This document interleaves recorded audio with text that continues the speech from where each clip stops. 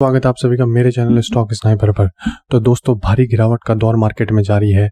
युद्ध की खबरों के बाद से आपने देखा ही होगा कि मार्केट में किस तरह की गिरावट यहाँ पे हो रही है। आज सारे अच्छे स्टॉक्स काफी ज्यादा डाउन यहाँ पे हमें देखने को मिले फ्रेंड्स।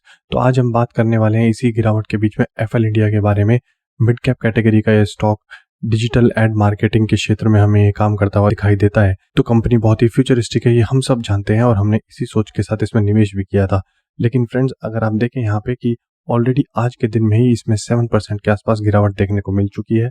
अगर हम देखें पिछले 5 दिनों में 7.67% की गिरावट है और पिछले इस साल में 2022 में इसमें 6% की गिरावट यहाँ पे हो चुकी है। पिछले एक साल में इसने 7.58% रिटर्न बनाकर दिया है। बहुत सारे लोग यहाँ पे हमें घबराते हुए नजर आ रहे हैं कि एफएल इंडिया में अब क्या करना है, क्योंकि एक एक दिन में अगर 6% की गिरावट यहाँ पे देखने को मिलेगी और जब तक ये वॉर का पूरा मैटर जो है हमें सेटल होते हुए नहीं दिखता है, तो क्या यहाँ पे निकल जाना ठीक रहेगा और फिर से एंट्री करना ठीक रहेगा, या फिर यहाँ पे ये स्टॉक अब कंप्लीटली क्रैश हो जाएगा। दोस्तों, मैं आपको बता दूं कि आपको इतना घबराने की कोई जरूरत नहीं है।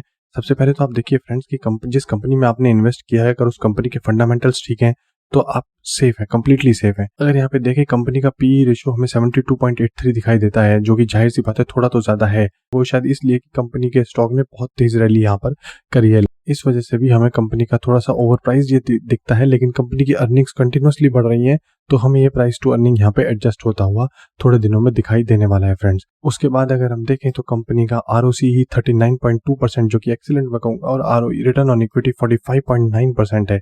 तो बहुत अच्छा आरओसी और आरओई कंपनी का इस समय पे है। यहाँ पर कंपनी की मार्केट कैप जो है 14,849 करोड़ है, एक मिड कैप कैटेगरी की है।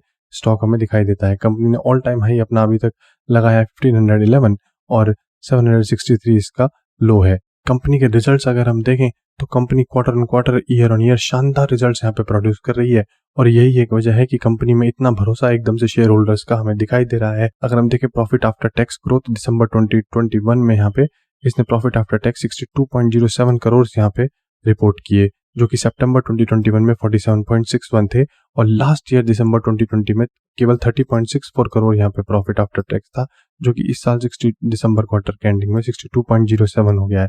तो आप देख रहे हैं फ्रेंड्स, ऑलमोस्ट डबल यहाँ पे इसने एक साल में अपने प्रॉफिट को किया है। क्वार्टर ऑन क्वार्टर भी यहाँ पे 30.36% का ग्रोथ था।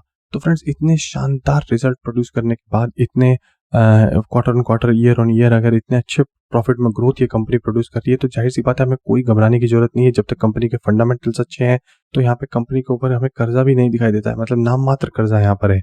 बोरिंग्स 164 करोड़ है, जबकि कंपनी के पास 1009 करोड़ के तो रिजर्व्स हैं फ्रेंड। तो कंपनी के ऊपर कोई कर्जा नहीं है, कंपनी के फंडामेंटल शानदार है। अगर मैं आपको दिखाऊं तो कंपनी की शेयर होल्डिंग पैटर्न भी डिसेंट है। 59% यहाँ पे प्रमोटर्स अपना स्टेक कंटिन्यूसली होल्ड करके रखा हुआ है। एफआईआईज ने थोड़ा सा माल यहाँ पे कट किया, 15.74% कर लिया है, जो कि 16.16 था, और डीआईआईज ने अपना स्टेक यहाँ पे बढ़ा दिया है इस क्वार्टर में, और रिटेल इन्वेस्टर ने भी 17.56 से 17.87% यहाँ पे अपने स्टेक को बढ़ा लिया है। यहाँ पे कंपनी के ऊपर कोई ज्यादा कर्जा नहीं है, कंपनी की शेयर होल्डिंग पैटर्न भी डिसेंट है, कंपनी का पी हमें बस थोड़ा सा ज्यादा दिखाई देता है, कंपनी का आरओई आरओसी भी हमें शानदार दिखाई देता है। तो मुझे तो यहाँ पे कोई खास नेगेटिव कंपनी के बारे में नजर नहीं आता है। खाली एक डिविडेंड जो है अभी तक कंपनी ने नहीं दिया है। हालांकि कंपनी का अच्छा प्रॉफिट में ग्रोथ है ईयर ऑन ईयर, लेकिन कंपनी ने डिविडेंड अभी तक नहीं दिया है। ये एक थोड़ा सा नेगेटिव मुझे नजर आता है। लेकिन डिविडेंड के लिए मैं तो कंपनी अपने स्टॉक नहीं रखता हूँ फ्रेंड्स, ना ही मैं सजेस्ट करता हूँ कि यहाँ पे सब आपको बताएंगे। लार्ज कैप तो आपको सब सजेस्ट करेंगे, इस गिरते हुए मार्केट में सब आपको सेफ शेयर बता देंगे। सब आपको बताएंगे कि टीसीएस ले लीजिए, एचडीएफसी बैंक ले लीजिए, रिलायंस ले लीजिए, ये सब तो ब्लू चिप स्टॉक्स है फ्रेंड्स। इसमें एशियन पेंट्स ले लीजिए, ये तो सभी आपको बता सकते हैं। तो आप खुद ही देख सकते हैं कि हाँ ठीक है, एक डिसेंट रिटर्न यहाँ पे मिल जाएगा। मैं ये नहीं कह रहा हूँ कि शेयर्स बुरे हैं, शेयर बहुत अच्छे हैं, वहां पे आपको डिसेंट रिटर्न मिलेगा।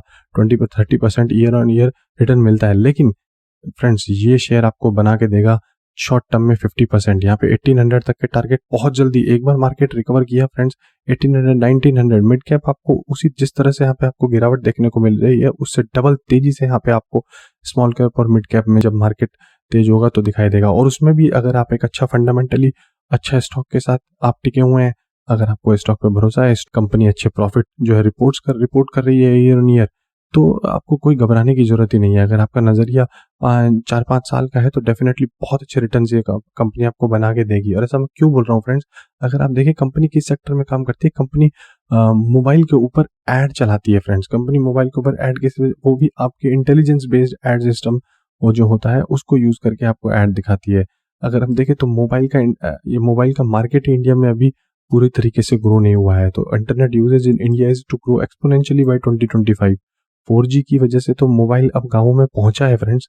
तो यहाँ पे अभी ये मार्केट पूरा एक्सपेंड होना है, तो आपको कोई घबराने की जरूरत नहीं है। मैं जानता हूँ यहाँ पे क्योंकि ये इंटरनेशनल क्राइसिस है, यहाँ पे एक वॉर जो ऑलरेडी स्टार्ट हो चुका है, तो उसकी वजह से मार्केट में गिरावट यहाँ पे देखने को मिल रही है। इंडिया स्पेसिफिक ऐसा कुछ नहीं है कि इंडिया के स्टॉक्स में गिरावट है या ऐसा कुछ प्रॉब्लम है। तो जाहिर सी बात है कि ये आज नहीं तो कल फ्रेंड्स कंडीशंस जो है नॉर्मल होनी है। तो कंडीशन नॉर्मल होने के बाद ये स्टॉक पर दोबारा से परफॉर्म करेंगे। अगर ये वॉर कंट्रोल नहीं हुआ तो ऐसा तो नहीं है ना फ्रेंड्स कि मोबाइल यूजेज ही खत्म हो जाएगा। डेफिनेटली मोबाइल यूजेज रहेगा, इंटरनेट यूजेज भी रहेगा, और जब तक मोबाइल यूजेज और इंटरनेट यूजेज रहेगा, एफएल इंडिया जैसी कंपनी आपको 100% प्रॉफिट कमा के देंगी फ्रेंड्स। तो मेरा ये मानना अभी यही है कि अभी यहाँ पे स्टॉक जो है 200 डे मूविंग एवरेज के ऊपर दिखाई दे रहा है। खुदा ना खास्ता अगर कल को ये 200 डे मूविंग एवरेज के आसपास आता है तो अगर आप बहुत सेफ प्लेयर हैं और आपको यहाँ पे भी एक प्रॉफिट हो रहा है तो आप प्रॉफिट बुक करके निकल सकते हैं। मैं तो बोल रहा हूँ आपको, अगर आप बहुत सेफ हैं तो 200 डे मूविंग एवरेज के पास स्टॉक आते ही आप निकल जाइए। लेकिन अगर आप हैं लॉन्ग टर्म इन्वेस्टर, आपका नजरिया है 4 साल 5 साल, ठीक है, मेरे को एफएल इंडिया में भरोसा है, तो आप रुके रहिए फ्रेंड्स। 200 डे मूविंग एवरेज के नीचे आएगा तो फिर पैनिक सेलिंग होगी, उसके बाद आप और खरीदना अगर ऐसा होगा तो। वैसा तो मुझे नहीं लगता कि 200 डे मूविंग एवरेज के नीचे आएगा। अगर आए तो आप और उठाइए। मैं तो यही सजेस्ट करूंगा फ्रेंड्स कि जब तक फंडामेंटली स्टॉक अच्छा है, जब तक कंपनी परफॉर्म कर रही है, और जो गिरावट के कारण है वो इंडिया स्पेसिफिक नहीं है, वो ऑल ओवर वर्ल्ड आपको गिरावट देखने को मिल रही है, तो आपको बिल्कुल भी घबराने की जरूरत नहीं है। आप दृढ़ संकल्प के साथ मार्केट पर टिके रहिए। डेफिनेटली आपको यहाँ पे पैसे कंपनी बनाकर देगी फ्रेंड्स लॉन्ग टर्म में। लॉन्ग टर्म में क्या, आपको शॉर्ट टर्म में ही यहाँ पे अच्छे रिटर्न देखने को मिल जाएंगे, मैं तो ये बोल रहा हूँ। तो यही थी फ्रेंड्स मेरी छोटी सी अपडेट एफएल इंडिया को लेके। अगर आपने अभी तक मेरे चैनल को सब्सक्राइब नहीं किया है तो आप प्लीज मेरे चैनल को सब्सक्राइब करिए, नोटिफिकेशन का बटन दबाइए। मैं इस तरह की वीडियोस लेके आता रहता हूँ जहाँ पे आपको शॉर्ट टर्म और लॉन्ग टर्म अच्छा प्रॉफिट कमाने की चांसेस होते हैं फ्रेंड्स। आपको ये वीडियो कैसी लगी आप कमेंट करके मुझे बताइए। तब तक के लिए stay invested, stay safe, good bye.